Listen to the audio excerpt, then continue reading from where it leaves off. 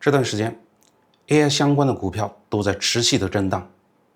如果你手里有美股的科技股，有任何沾着 AI 边的股票，那接下来这20多分钟，你可能真要认真听完了。就在昨天6月26号星期五，一条还没被官方坐实的传闻，在全球股市引爆了一连串的暴跌。传闻就一句话， OpenAI 那家做 ChatGPT 的公司可能要把上市推迟到2027年。就这么一句，昨天一天把日本软银的股价砸下去 12.5%， 盘中一度跌到 14%。 3个星期前我做软银那期的时候说过一句话，我说孙正义这套玩法是晴天借伞，倚天收伞。当时有朋友说我危言耸听，昨天雨来了，而且是瓢泼大雨。这2天我把软银的财报、标普的评级报告，还有 OpenAI 那份刚泄露的审计账本全翻了一遍。我发现一件事，昨天这一跌根本不是一次普通的回调，这是公开市场第一次给万亿这2个字标了一个价，而这个价奥特曼死活不肯接，这中间的逻辑比你想的刺激得多。咱们从孙正义刷的一张信用卡说起，先把昨天的盘面还原给你。软银这只股票过去1年多被全球市场当成一个特殊的东西看，叫 AI 流动性的代理人。说白了，你想买 OpenAI 买不到，它没上市呢。那怎么办呢？大家就去买软银，因为软银手里攥着 OpenAI 最大的一块外部股权，所以软银早就不是一只普通股票了。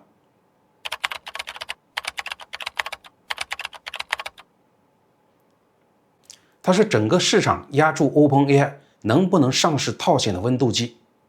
昨天这个温度计被锤子砸裂了。软银昨天收盘跌了 12.5%， 盘中一度跌到 14%， 一天蒸发掉的市值换成美元300多亿。300多亿是什么概念呢？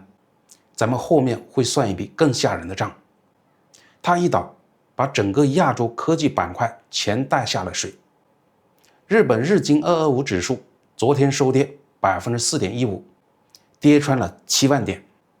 韩国那边也没跑掉， Kospi 指数昨天收跌 5.81%， 盘中一度暴跌超过 8%， 又一次触发了熔断。注意，我说是又一次啊。说到韩国的熔断，更狠的其实是在6月24号那天，一天之内熔断了2次，存储双雄一起跌了 12%。 也不知道韩国那些上次熔断之后再次追加了高杠杆的朋友，昨天的再次熔断有多少又被强制平仓了呢？韩国股民的疯狂在那一期我们专门讲过了，大家有兴趣的话可以翻来去看一下。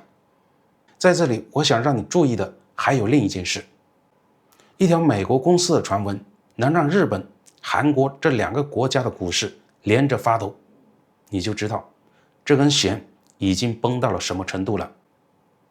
那市场为什么这么经不起下呢？说白了就2个字，时间。现在利率高，而且会高很久，时间就是钱。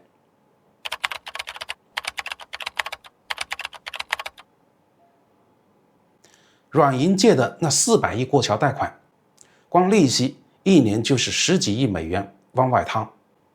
OpenAI 每推迟上市1年，软银就得多扛1年这样的利息，还看不到回款的那天。一边是利息的水龙头关不上，一边是回款的日子被推到了看不见的地方。这种煎熬比直接亏一笔钱更要命。可这还只是个表面，软银真正的麻烦藏在他给自己设计的那套资金闭环里。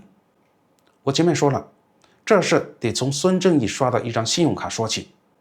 你把软银想象成一个人，孙正义，他看上了 OpenAI 这套豪宅，决定把全部身家压上去，可手里现金不够，怎么办呢？刷卡。今年3月，软银签了一笔400亿美元的过桥贷款，摩根大通、高盛这些投行承销。这笔钱直接拿去填了他答应给 OpenAI 的后续投资。朋友们，记住过桥贷款这4个字，它的本质就是一张短期的信用卡，临时垫一下，有个硬邦邦的还款日。2027年3月，孙正义的算盘打得真漂亮。第一步，刷这张400亿的卡，把投资款付掉。第二步，再拿手里的 OpenAI 股权做抵押，找银行借一笔钱周转。第三步，等今年底 OpenAI 万亿上市，股权身价暴涨，套现把卡全还掉，完美闭环。可这个闭环，第二步就被卡死了。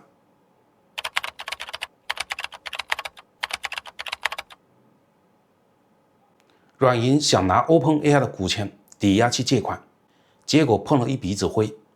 他一开始张嘴要借100亿，跑了1000银行，没人敢借。到了5月，又被迫砍掉了40%，降到了60亿。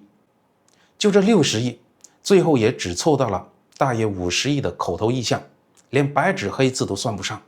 整个计划停摆，利率他都谈好了，年息差不多是 7.88%。这么高的利息，银行还是不愿意借，为什么呢？这才是最值得多想一层的地方。银行的逻辑特别朴素，我借钱给你，你拿东西抵押，万一你还不上，我得立刻把抵押品卖掉换现金。可 OpenAI 的股权能立刻卖吗？不能，它没上市。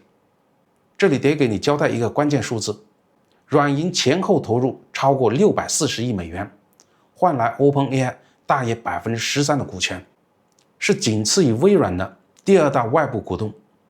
按 OpenAI 上一轮8520亿美元的估值来算，这 13% 账面上值大约1100亿美元，光浮盈就有400多亿，听着是不是赚翻了呢？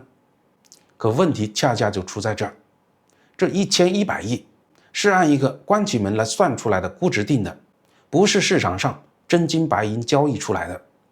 银行心里门清，真要到变卖那天，这个数对不了线。一个连银行都不敢收的抵押品，账面上写着1100亿，你说市场信吗？再看软银自己的家底，被这场豪赌崩成了什么样？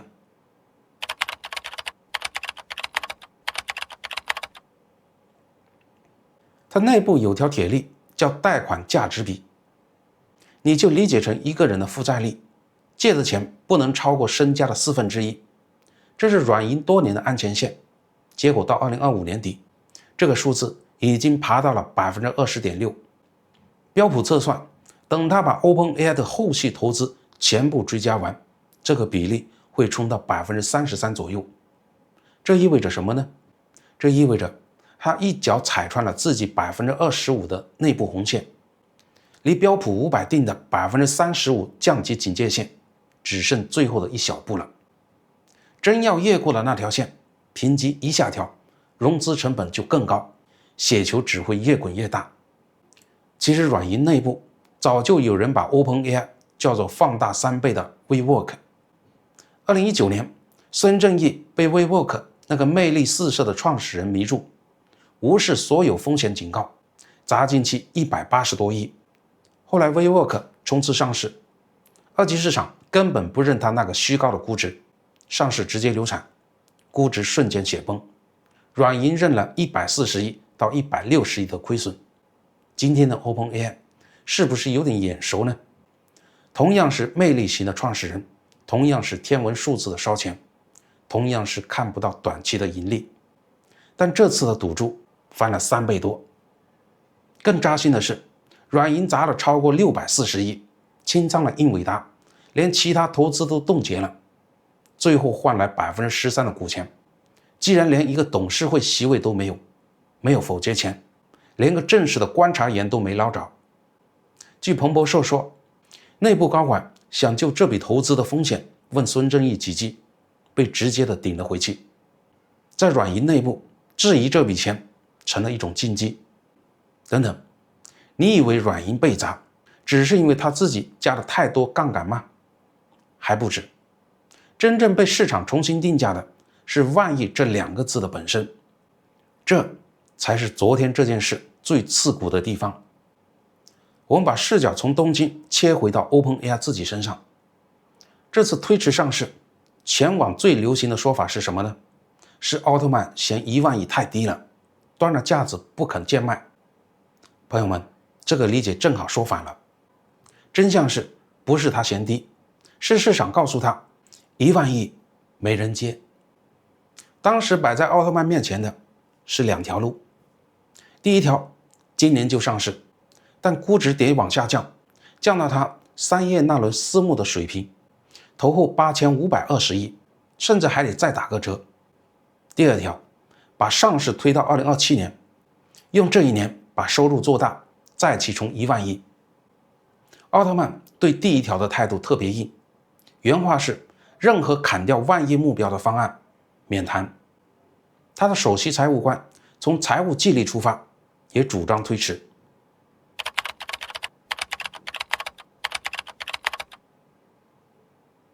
最后你们看到了，推迟。那市场凭什么不接这1万亿呢？这里我要说一个我翻审计账本翻出来的数字游戏，很多自媒体博主大概率会念错。账本上 OpenAI 2025年的净亏损385亿美元，听起来吓不吓人？但你先别急着震惊，这380亿里头，真正经营烧掉的钱，也就是运营亏损，只有209亿。那剩下170多亿哪来的呢？是一笔高达415亿的一次性的根本不花钱的账面费用。这笔费用又是怎么来的呢？ OpenAI 从非盈利改成盈利公司，它早年那些可转换的股权按会计规则得算成负债，而且它的估值每往上涨一次，这笔负债就得跟着重估一次，越估越大。你品一下这个逻辑，这才是真正魔幻的地方。OpenAI 的估值被吹得越高，它账面上的亏损反而记得越大。换句话说，万亿的故事讲得越响，财报上那个窟窿就显得越深。这就好比你家房子升值了，账面上你是赚了，可账本同时给你记了一大笔要交的税，这笔税你还没真掏，它就明晃晃地挂在那了。所以这个万亿气势是把双刃剑，它一边在撑估值，一边在亲手制造那个吓退了投资者的亏损数字。要是把所有不花钱的账面项目都剥掉， OpenAI 去年真实烧掉的现金大概只有80亿。209亿、380亿、80亿，同一家公司，同一年，3个数字，钱看你用哪把尺子量。公开市场要哪一把？要最严格的那把。这才是昨天这件事最核心的一句话。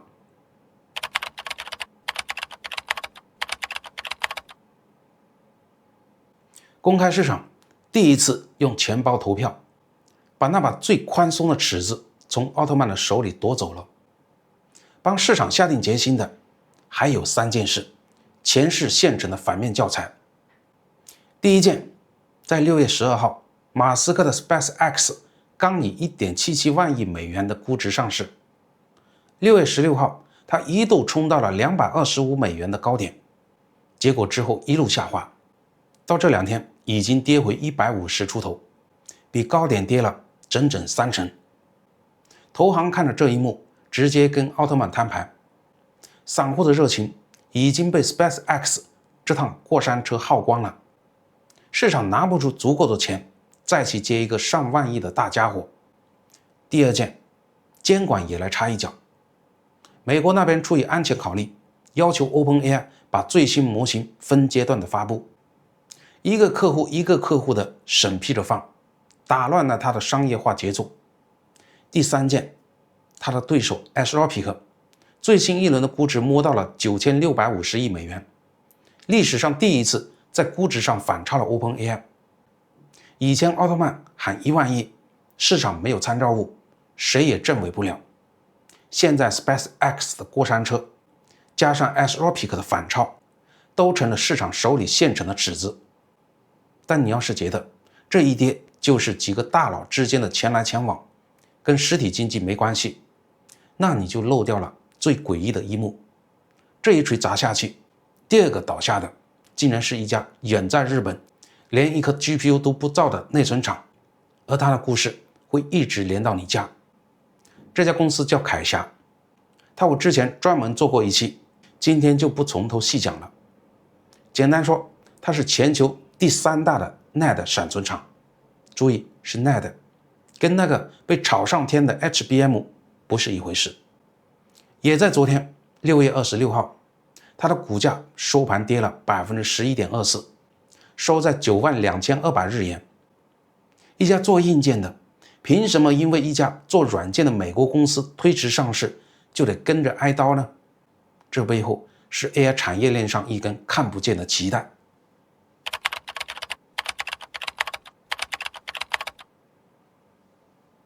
先说凯霞现在有多依赖 AI， 它最新一个季度存储业务占了总营收的60%，同比暴涨了 179%， 单季营业利润率干到了 74%。 它今年全年的产能几乎被北美那几家超大的银厂商提前包圆了。这家公司2024年底刚上市那会，市值还不到丰田的一个零头，结果18个月股价涨了70多倍，市值一度冲上了日本第一，把丰田都比下去了。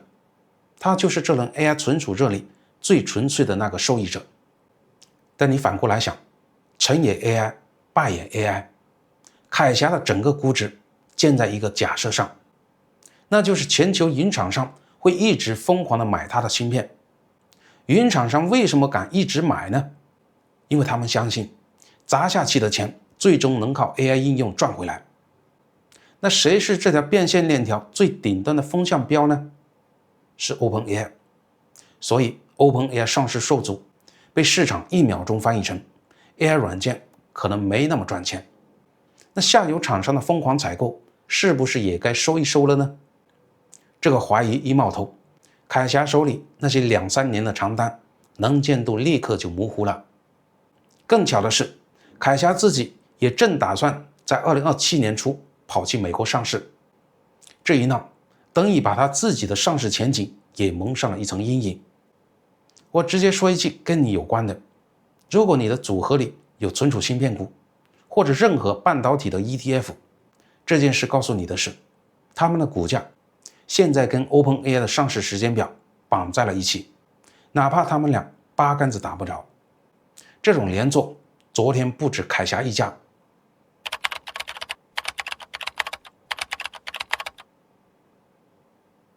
我念一组6月26号当天收盘的数字，你就明白这根脐带连了多大一片。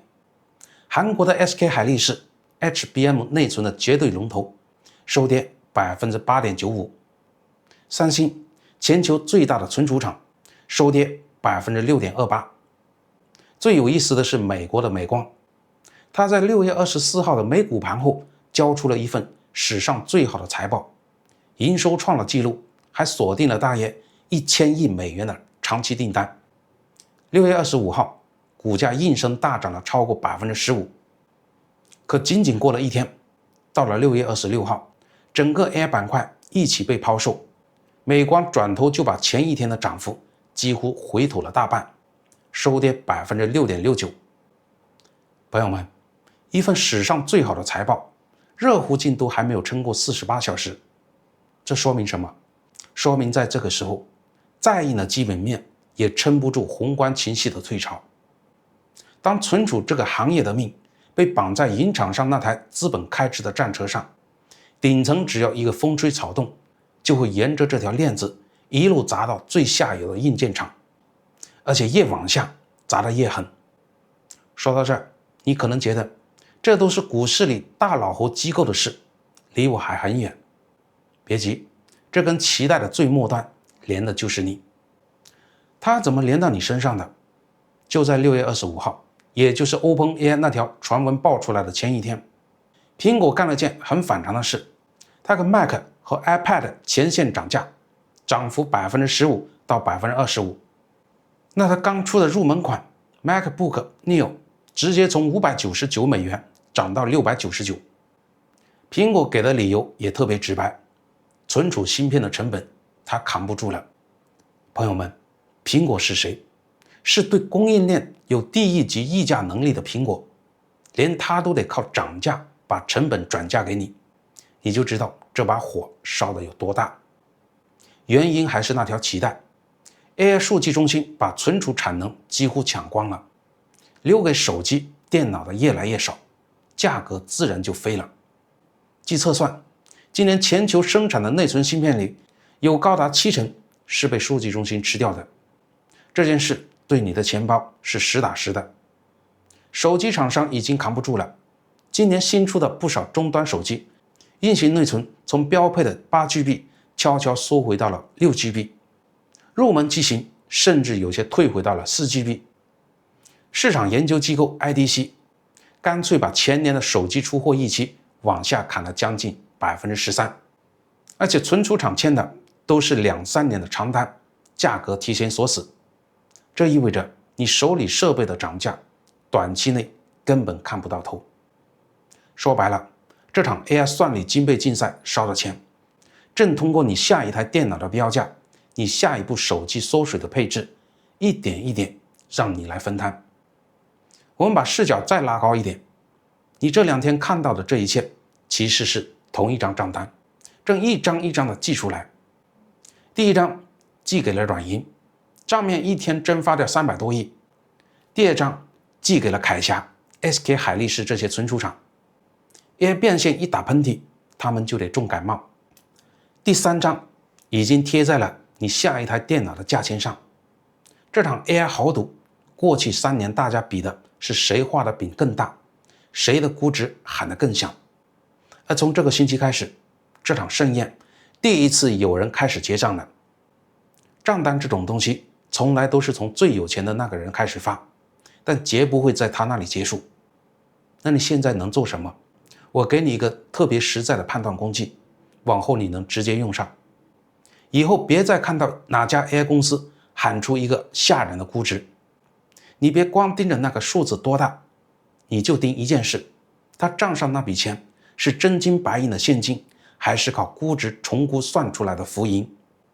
能立刻变现的是底气，变不了现的是账单。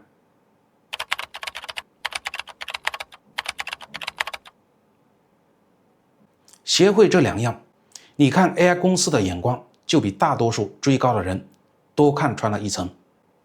所以这个问题我想交给你，资本市场已经先一步开始替这场万亿豪赌还账了。那你手里那几只科技股，是该跟着奥特曼再信一次那个1万亿的故事，赌他2027年能成，还是该跟着软银趁早把伞收回来，先把账还了呢？这事没有标准答案，你站哪一边？评论区告诉我，咱们好好聊聊。对了，下一期我打算专门讲一讲账单寄到你我手里的这一张到底有多狠，存储芯片这一轮涨价会怎么改写你接下来几年的每一笔数码消费。想看的朋友记得点赞、订阅、打开小铃铛，咱们下期再见。